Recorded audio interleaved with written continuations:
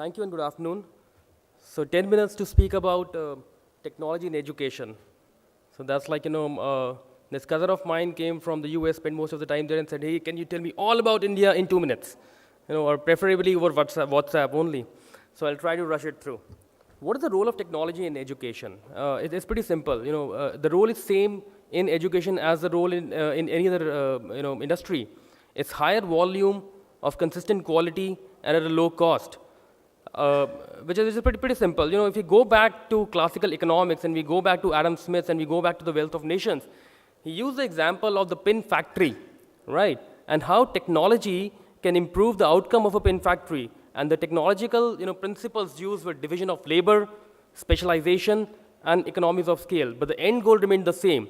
Division of labor led to higher volume, specialization led to consistency in quality, and economies of scale led to lower cost. And that's the same goal of technology in education. So the question really is, can tinkering with traditional classroom teaching achieve all three objectives? Now, they're kind of opposing objectives. If we need higher volume, we maybe need a bigger class with more students, but that leads to a lowering of quality. If we use the latest technology to improve the quality, the cost will be higher. So is the answer really giving fancier tools to the individual artisan? The artisan is the example which Adam Smith used, that instead of giving the artisan better tools to make a better pen, we have to do some disruptive things to make the pen much better. So giving fancier tools to the individual artisan will not make pen making more effective. In the 80s, we were saying we were just another brick in the wall. In the 2000s, are we saying we're just staring at the wall? So the wall refuses to go out of the students' vocabulary. The critical questions are this: is technology the answer for education? But people fail to step back and ask, what is the question? What is the problem we are trying to solve? Education is, technology in education is not one thing. What is the problem the technology is trying to solve? The second point is most important. Should technology be deployed to improve existing teaching systems? Or should technology be leveraged to create new teaching systems? Now, so far, largely the technological, interventions we've seen into education tries to make the classroom teaching a little more better, tries to increase the classroom teaching experience, tries to make the existing system a little better. But should we look at technology in a different way to create new learning systems, completely different from what conventionally is? When will we see the ultimate technology that will revolutionize education? Now, this is an oft-quoted phrase, the technology will revolutionize education, but physics is still yet to, find the theory of everything.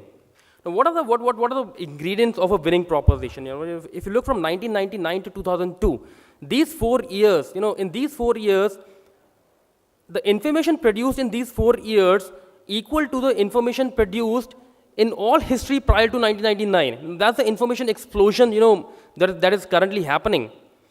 So whatever technology we employ in education institutes must enable the learner to use this information in a more meaningful way, in a powerful way. The technology should be coordinated with the teacher training. We've heard several speakers say that, teacher was and continues to be the central point of imparting education. So the technology has to seamlessly integrate with the teacher. It has to be supported by curricular assessment and school context. It cannot be a standalone, fixture in a school or college. It has to be seamlessly integrated with the context of the school. And lastly, and most importantly, it must prepare students to compete for jobs in the global economy. We've heard a lot about vocational education. We've heard in several European countries, 80% of the students actually enroll for vocational courses rather than degree courses. So that's what technology should do. It should enable us to get jobs, enable students to get jobs. But technology predictions can be a very, very, very, very difficult thing to do. Who's this guy? Any guesses? I think there's a world market for maybe 5 computers. This was said in 1940s by a guy who said there's a market in the world for maybe 5 computers. That's about it. Who would need computers? Of course, this was made by somebody who was a technology Neanderthal at that time. He would be a farmer maybe, right? He made this prediction in 1940s. But no, this guy was no farmer. He was the chairman of the IBM Corporation. This guy, Sir Thomas Watson Sr., the chairman of IBM Corporation, said that there's maybe a world for market for about 5 computers. So that's how difficult technology predictions can be. So who am I to stand here and tell what technology will look like in the next 20? And closer home in the education, again in the 1920s, this was a debate, this actually was a debate going on, that radio will become a chief form of education. Classrooms will be abolished. People used to say that. Articles used to be written in the paper that classrooms will be abolished. Child of the future will be stuffed with facts as he sits at home or walks around with a radio in his pocket. In 1922, the New York University operated its own radio station. They had plans to broadcast all their courses over radio. All the Ivy League universities and colleges followed suit. They all had radio stations, and therefore these predictions came that radio will abolish classrooms. By 1940s, radio courses had disappeared from the market. That's it for technology, or technology predictions. So with this background, some of the technologies in education that I hazard some guesses which can happen in the future. The first one, a lot of speakers have spoken about this also, is goes by any name: individually tailored education, or adaptive learning programs, or analytically assisted learning, intelligent tutoring system. Personalization of education. Each student is different from another. But how do we manage personalized teaching in a class full of 40 students, a classroom of 30 students? Is it possible to teach each student as per his or her own learning space? It is possible now with technology. With roots in artificial intelligence, there's several companies worldwide, a lot of research going on to bring adaptive learning programs inside the classrooms, assisted by mobile devices, assisted by tablets, assisted by programs which does huge amount of data analytics. The system will be able to adjust to the learner's learning method. So this is the power of adaptive learning. Has the student learned or not? You get to know only by testing the student, right? But testing eats up into instructional time. Testing time eats up into instructional time. So is there a way we can merge instructional time with testing time? So is there a way wherein the student is being instructed but at the same time being tested whether he is absorbing the instruction or not? So if there is a system which provides real-time unique feedback of each student while he is getting instructed, and then do the analytics on that feedback, then the instructional time can be merged with testing time, and then the learning can be tailored as per that particular student. The student doesn't even know that he's being tested. So that's the future prediction one, that such systems will cause the next round of disruption inside classroom, and it's totally different from from you staring at a wall. It's totally different from just giving the teacher a little more a tool in her hands to teach better. The second big disruption that is going to happen in education, which is taken the Western world by storm, is currently setting foot in India, are the massive open online courses. Now, there are unlimited participation, free services, not really free, but the freemium model. You want the basic services, it is free. You want some enhanced services, you want proctored examination, you want certification, then there's a premium model, so you pay for that. They use traditional course materials, but they're much more extended than the traditional course materials. They use open forums, community forums, discussion forums, which connects the users, the learners, the teachers, and everything. And the best part is that some of the big names in the MOOC business are edX and Coursera. The second highest enrollments come from India. They have millions of people who have enrolled for their courses on their websites.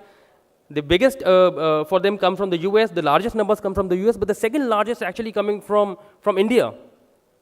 So that's the next big disruption, that's going to happen in technology. And when we talk about technology, can the cloud be far behind? Cloud is changing everything. Cloud is a big question mark for a lot of people till now.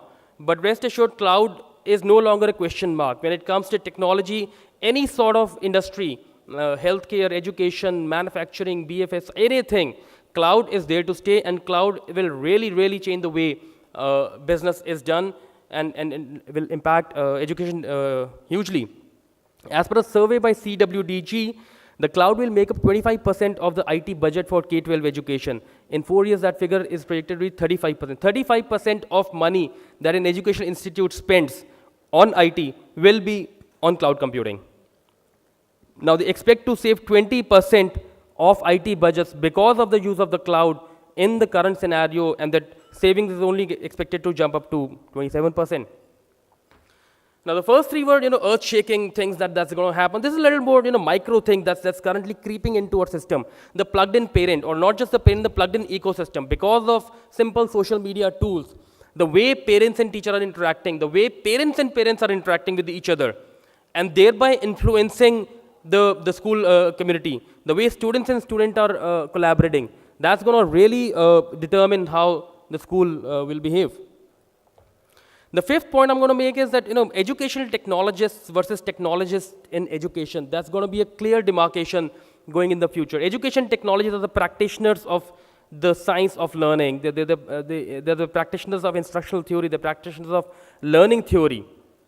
Whereas technologists in education are people like us, people like Rico, who provide the technological tools to enable what the education technologist foresee will happen in education. So we are the people who will provide the clouds and the computing systems. So currently, there's sort of a merger. You have education companies which sort of dabble into both.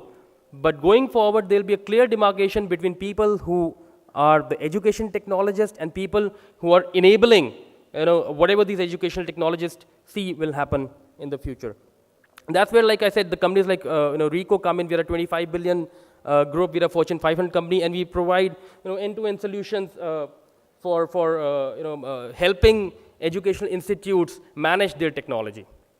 So I believe I've lived up to 10 minutes promise, and that's it from me. Thank you very much.